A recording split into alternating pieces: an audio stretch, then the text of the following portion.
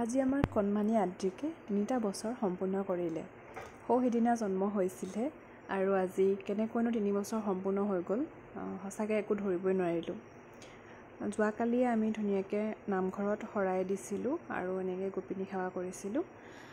আৰু আজি আদ্ৰিকৰ জন্মদিন বুলি মোমাইহঁতে আনি দিয়া কেক কাটি তাৰ সমনীয়া আৰু দাদা বা সকলোকে মাতি আমি সৰুকৈ অকণমান জন্মদিনৰ আয়োজন কৰিলোঁ। আইতাকে ধুনীয়াকৈ পায়স বনাই দিলে। আইতাকৰ মৰম জানেই আৰু নাতিনীয়েকৰ কাৰণে কেনেকুৱা হয়। আইতাকে পায়স বনাই দিলে আৰু ধুনীয়াকৈ ধূপ চাকি জ্বলাই আদ্ৰিকৰ কাৰণে সেৱা কৰিলে আৰু ইমান শান্তশিষ্টকৈ কেক কাটিছে। 12টা মাহত 15টামান কেক কাটে। সদায়ে তাৰ কাৰণে জন্মদিন বুলি ক'ব পাৰি। মানে কেক সি খুব ভাল পায় আৰু হাতী সি খুব ভাল পায়। সেইকাৰণে তাৰ জন্মদিনত হাতী এটা সৰুকৈ বনাই দিছে, মানে ফণ্ডেণ্ট হাতী এটা। এনেকৈ আৰু তাৰ জন্মদিনটো পাৰ হৈ গ'ল। সকলোৱে বহুত বেছি মৰম কৰিছে, আশীৰ্বাদ কৰিছে।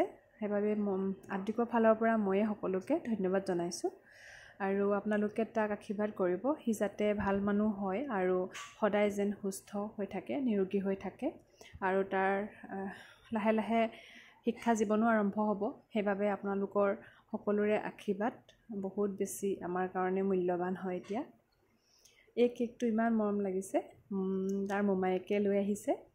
তোমাৰ কেইবছৰ হ'ল? 3 বছৰ। তুমি স্কুললৈ যাবানে এতিয়া? যাবা?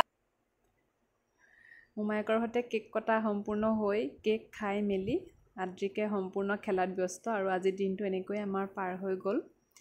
খুবেই ভাল লাগিলে দিনটো।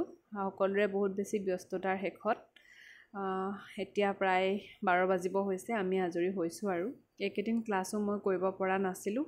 মানে তাৰ বাৰ্থডে লৈয়ে ব্যস্ততা কিবা কিবি চলি আছিলে আৰু এটা দিনৰ পাছতে মই পুনৰ সেই ক্লাছখিনি আৰম্ভ কৰিম। গতিকে সকলোৱে আকৌ পঢ়াৰ মাজলৈ ঘূৰি আহিব। বাকী এয়াই আছিলে আজি আদ্ৰিকৰ জন্মদিন। ভিডিঅ'টো চোৱাৰ বাবে ধন্যবাদ। এয়া মোমায়েক মাহীয়েক, দেখি চাগে চিনি পাইছে। তো সেয়াই আৰু মই একদম টায়াৰ্ড হৈ গৈছিলোঁ ৰাতিফাললৈ।